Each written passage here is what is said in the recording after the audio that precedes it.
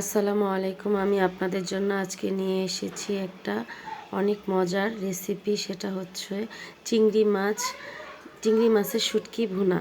এটা খেতে অসাধারণ লাগে, এই জন্য আমি ভালো করে চিংড়ি মাছটা বেছে ধুয়ে নিয়েছি। আপনারা একটু ভালো করে ধুয়ে নেবেন, কারণ চিংড়ি মাছটার মধ্যে বালো থাকে। এরপর একটা কড়াই বসিয়ে এটাতে তেল দিয়ে আমি চিংড়ি মাছটা এটাতে ভাজার জন্য দিয়ে দিব।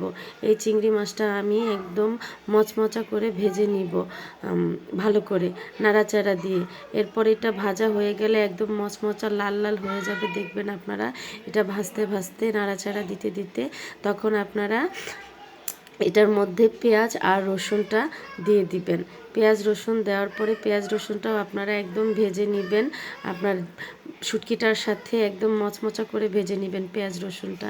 এই যে আমি পেঁয়াজ রসুনটা দিয়ে দিলাম, এখন এটা আমি ভাজবো খুব ভালো করে, একদম নাড়াচাড়া দিয়ে একদম শুটকিটা আর পেঁয়াজ রসুনটা একসাথে মচমচা হয়ে যাবে ভাজতে ভাজতে।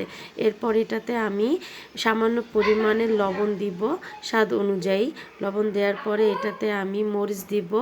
মরিচটা আমি একটু বেশি দিব, যেহেতু এটা শুটকি মাছে ভুনা, এই জন্য আমি এটাতে একটু বেশি করেই দিব মরিচটা। এরপর আমি সামান্য পরিমাণের হলুদ দিব। এরপর আমি এটা আবার নাড়াচাড়া দিব, মিশিয়ে নিব মশলাটা। তারপর এটাতে আমি সামান্য পরিমাণের পানি দিব। এটাতে আমি বেশি পানি দিব না, কারণ এটা শুটকি আমি একদম শুকনো শুকনো করে রান্না করব। সামান্য পরিমাণের পানি দিয়ে এটা আমি আবার নাড়াচাড়া দিব। এটা আমি একদম নাড়াচাড়া দিয়ে এটা একটু সময় লাগবে এখন ভাজতে। ভাজার পরে পানি যখন দিয়ে দিব, দেওয়ার পরে দেখেন এটা আমি একদম শুকনো শুকনো হয়ে গেছে। এটা আরও ভাজবো আমি। প্রথমে যেমন ভেজে আমি শুটকিটা একদম মচমচা করে ফেলেছিলাম, ওরকমভাবেই আমি এখন আবার এই শুটকিটা ভাজবো, একদম মচমচা হয়ে যাবে, কড়াইয়ের সাথে একদম লেগে যাবে, মচমচা হবে। এই শুটকিটা খেতে অসাধারণ লাগে, আপনারা বাসায় ট্রাই করে দেখবেন। শুটকিটা অনেক মজা লাগে। চিংড়ি মাছের শুটকি এভাবে খেলে আমার